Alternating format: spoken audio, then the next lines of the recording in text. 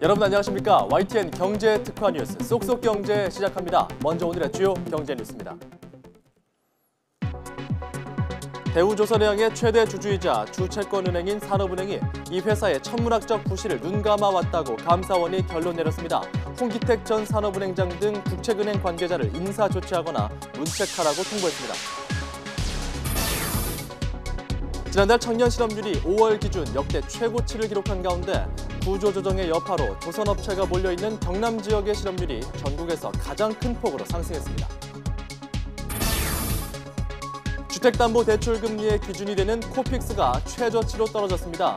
지난달 신규 취급액 기준 코픽스는 1.54%로 역대 최저인 지난해 9월과 같습니다. 지난 5년 동안 이용 기간이 지나도 소비자에게 환급되지 않은 모바일 상품권이 322억 원에 달했습니다. 환급 시스템 개선이 시급하다는 목소리가 높습니다.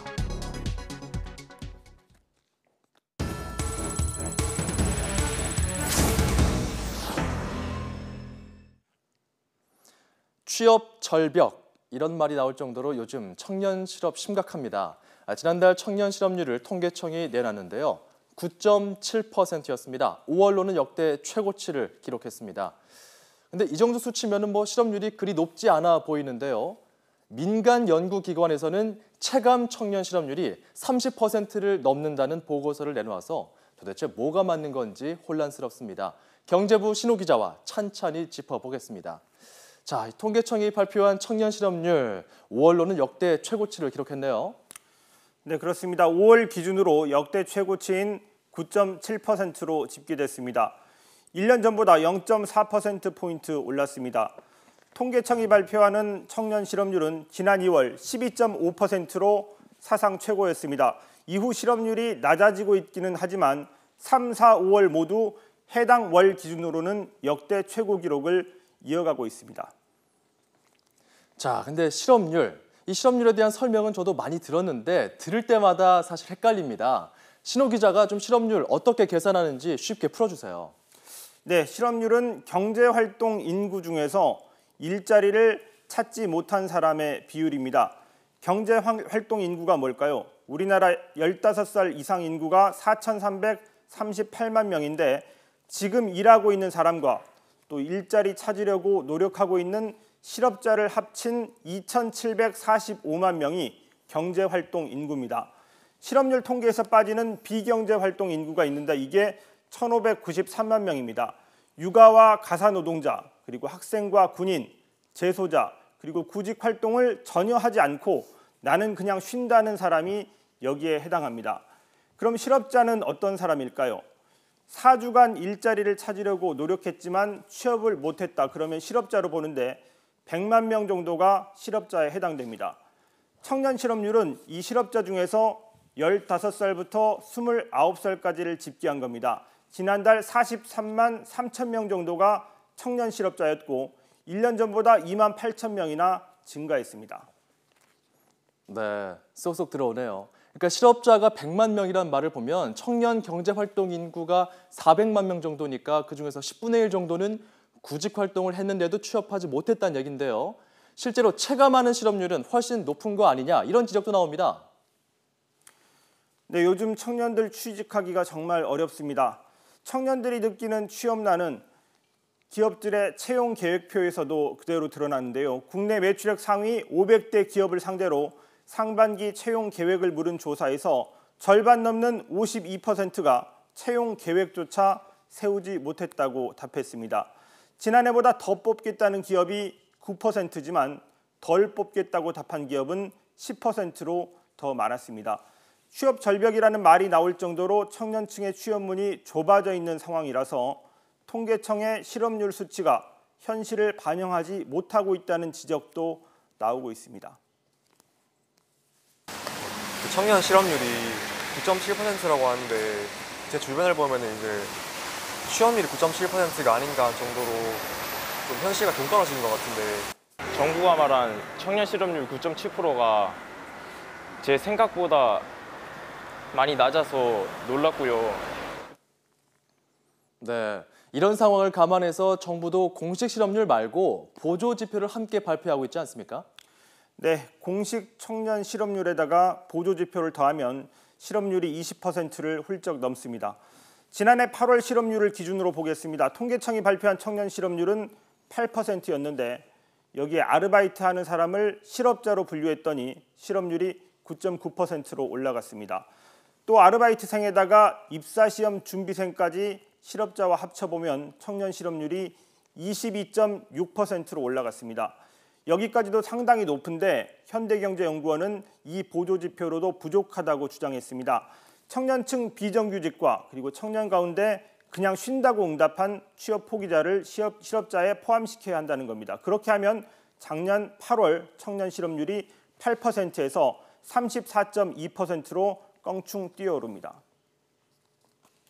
정부 지표에다가 비자발적으로 어쩔 수 없이 비정규직에 종사하는 청년, 거기에다가 취업을 포기하고 그냥 쉬고 있는 청년까지 포함할 경우 청년 실업률이 30%를 훌쩍 넘어서게 되는 것입니다. 네, 민간에서 이런 보고서가 나오니까 통계청은 발끈했을 것 같은데요. 네, 그렇습니다. 보고서가 나온 통계청장이 통계청 기자실에 와서 조목조목 반박하는 상황이 벌어졌습니다. 유경준 통계청장은 현대경제연구원의 보고서가 자극적이다. 그리고 난센스다. 이렇게 비판했습니다. 비정규직 근로자와 비경제활동 인구까지 실업자에 포함시킨 이 보고서는 국제 기준으로 보면 웃음거리가 될 것이라고 지적했습니다. 나머지 그런 의사가 없는 사람들까지 다 집어넣자가 한 거기 때문에 뭐 체감 실험이라 하는 거랑도 뭐 동떨어진 얘기고 그거를 갖다가 저희가 이러쿵저러쿵 얘기할 거리는 아닌 것 같고요. 일단 그래요. 이 청년 실업률을 놓고 민간 연구기관과 정부가 정면 충돌한 상황인 건데 국민들 입장에서는 어느 쪽 이야기를 들어야 됩니까? 네, 한마디로 어느 쪽이 틀렸다고 이렇게 단정하기는 쉽지 않습니다. 통계청은 경제가 안 좋아서 실업률도 높은 국면이지만 그렇다고 과장해서 표현하는 것은 정부 정책 설계에도 도움이 되지 않는다고 지적했습니다. 또 주요국과 비교해 봐도 일본이나 독일보다는 우리 청년 실업률이 높지만 스페인이나 프랑스와 비교하면 훨씬 낮은 수준이라는 입장입니다. 하지만 경제 전문가들은 대체로 민간 연구소의 분석에도 나름대로 의미가 있다고 평가하고 있습니다. 청년 비정규직 인구와 취업을 포기하고 그냥 쉬었다고 하는 청년층은 실업자와 비슷한 측면이 있기 때문에 이 사람들의 비율이 얼마나 되고 또 어떻게 달라지는지 살펴볼 필요가 있다는 겁니다. 꼭 국제 기준에 꼭 맞추기보다는 우리 특수성을 반영하는 것도 하나의 방법이 될 수 있다는 그런 목소리도 나오고 있습니다. 지금까지 경제주민이었습니다.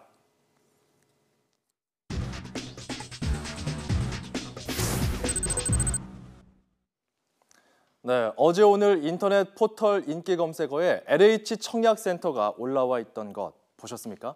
인천공항이 있는 인천 영종도의 점포 겸용 단독주택 토지 분양에 대한 관심이 반영된 건데요.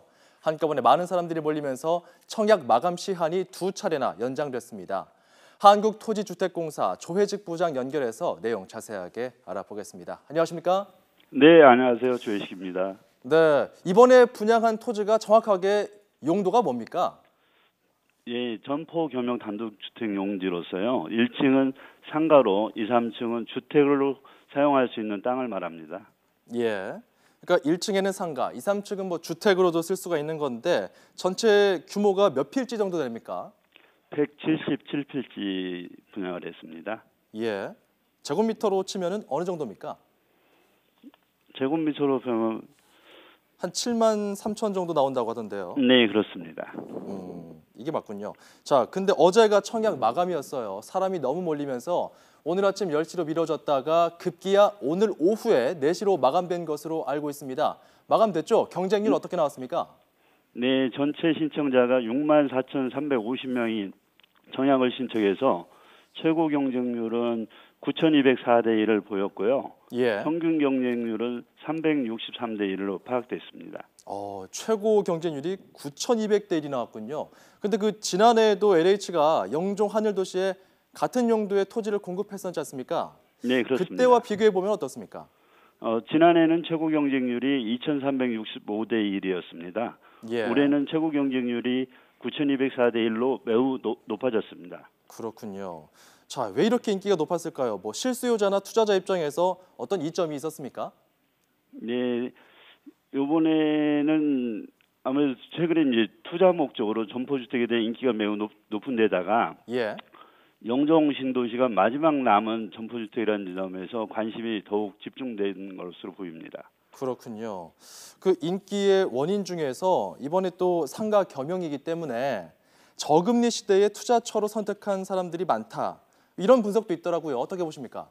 네, 저금리 시대에 안정적인 투자를 위해서 신청하신 분들이 많이 있습니다. 그렇군요. 자, 그 영종도 하면 좀 생소한 분들도 있을 텐데요. 영종도에서 한창 진행되고 있는 개발 사업들 어떤 것들이 있습니까? 네, 지난해 영종 하늘도시 1단계가 사업이 준공되었고요.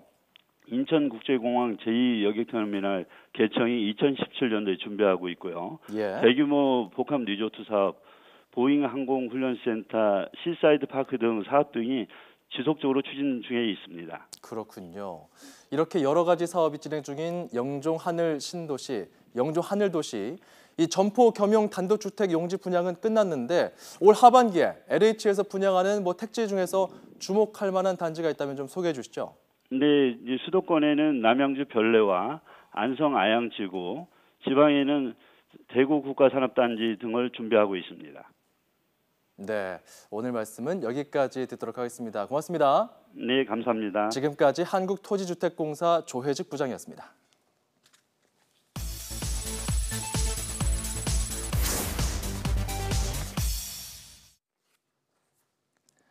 자, 지난 20년 동안 몸값이 가장 많이 오른 생선은 무엇일까요? 전국 최대 규모의 부산 공동어시장의 자료를 토대로 1996년부터 지난해까지 가격 변동을 살펴봤습니다. 그랬더니 1위는 생선조림의 절대 강자 병어였습니다. 이 병어는 1kg당 평균 위판 가격이 2,596원에서 지난해 14,471원으로 5배 넘게 올랐습니다. 특히 2011년 가장 비싼 생선 1위가 된 뒤에 자원량 감소 등으로 다른 생선보다 2배 이상의 몸값을 자랑하며 1위 자리를 지키고 있습니다. 이 병어 다음으로 가장 가격이 많이 오른 생선, 쥐치였습니다. 1996년 킬로그램당 1,081원에서 지난해에는 4,265원으로 무려 3배 이상 상승했습니다. 역시 어자원이 감소하면서 공급이 줄어든 건데요. 어민들은 어획량 자체가 줄고 생선의 크기도 작아진 데다 수입 물량 때문에 애써 잡고도 좋은 값을 받지 못하는 이중, 아니 삼중고를 겪고 있습니다.